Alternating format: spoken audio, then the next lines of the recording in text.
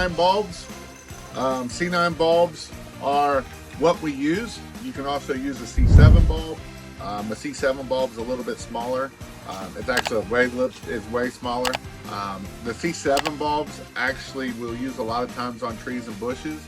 You can install C7 bulbs. They actually shine brighter than C9 bulb.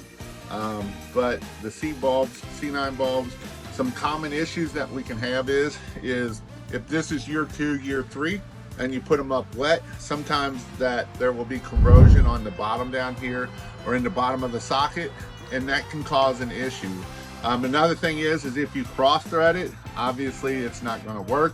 You want to make sure that you get it in there straight and put in there to get into the socket there. The big thing about socket wire is make sure that you don't step on the socket wire. If you step on these sockets, you will crack these sockets and then they may not work. So if a bulb is dim, go ahead and replace that bulb out.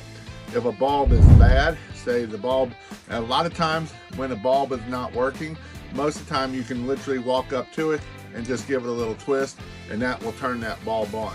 Probably 8 out of 10 times that will turn the bulb on. If you have another bulb that's right next to it, you can take that bulb out and switch it. So then that way we can say, all right, I know that this bulb's lit up, I know this one's working, then I can switch it, and then that way I know, is it the bulb that's bad or is it the socket bad? Yes, sometimes these sockets go bad right here.